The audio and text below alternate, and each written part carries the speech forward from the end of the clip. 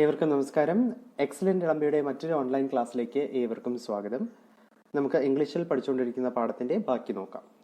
From the banyan tree, I often saw the mongoose patrolling the four corners of the garden. And once I saw him with an egg in his mouth and knew he had been in the poultry house. But he hadn't harmed the birds, and I knew grandmother would forgive him for stealing as long as he kept the snakes away from the house.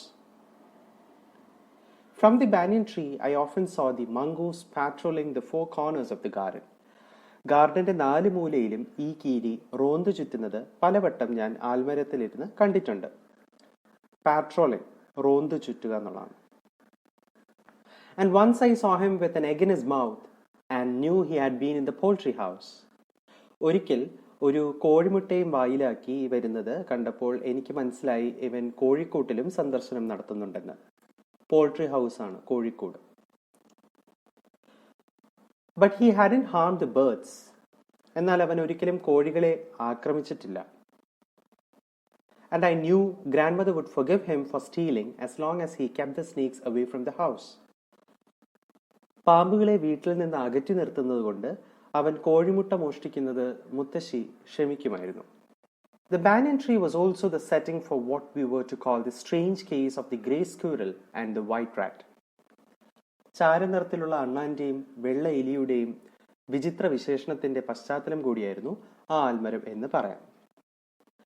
The white rat was grandfather's.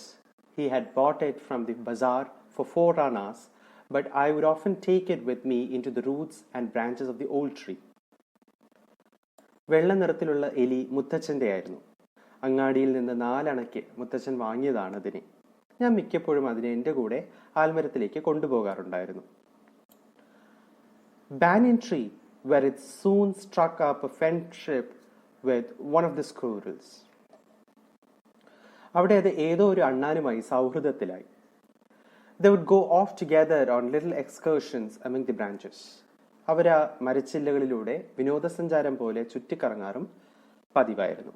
Excursion ആണ് വിനോദസഞ്ചാരം. Then the squirrel started building a nest. അങ്ങനെ അണ്ണാൻ ഒരു കൂടുണ്ടാക്കാൻ തുടങ്ങി. Nest ആണ് കൂട്.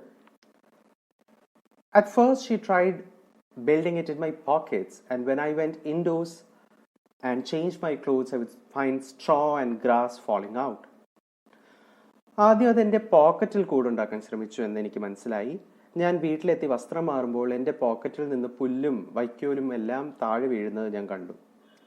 Grass ആണ് പുല്ല്, സ്ട്രോ വൈക്കോൽ.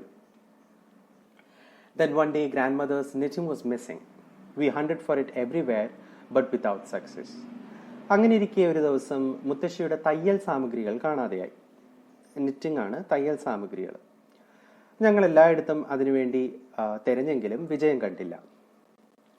ഹണ്ട്, തിരയുക.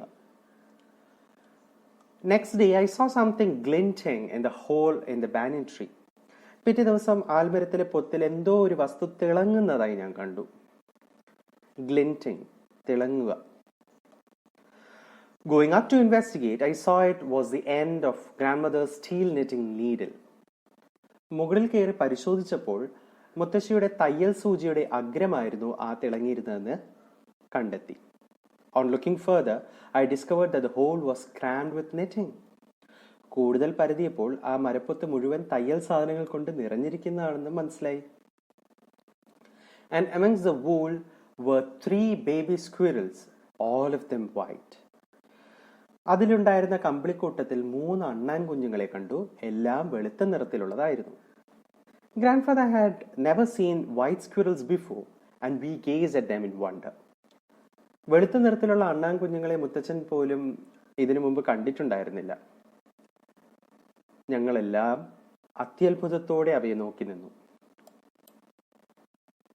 We were puzzled for some time, but when I mentioned the white rat's frequent visits to the tree, grandfather told me that the rat must be the father.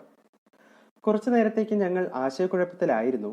എന്നാൽ വെള്ള എലിയുടെ മരത്തിലുള്ള പതിവ് സന്ദർശനത്തെക്കുറിച്ച് ഞാൻ പറഞ്ഞപ്പോൾ മുത്തച്ഛൻ പറഞ്ഞു ആ വെള്ള എലി തന്നെയാകണം ഈ വെളുത്ത അണ്ണാൻകുഞ്ഞുങ്ങളുടെ അച്ഛനെന്ന്.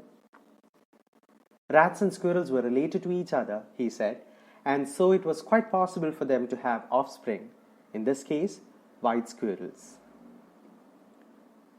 എലികളും അണ്ണാനും പരസ്പരം ബന്ധമുള്ള ജീവികളാണെന്നും അവയ്ക്ക് പരസ്പരം മക്കളുണ്ടാകാനുള്ള സാധ്യതയുണ്ടെന്നും മുത്തച്ഛൻ പറഞ്ഞു. ഇക്കാര്യത്തിൽ ഈ വെളുത്ത അണ്ണാൻ കുഞ്ഞുങ്ങൾ ആണ് മക്കൾ എന്ന് അർത്ഥം.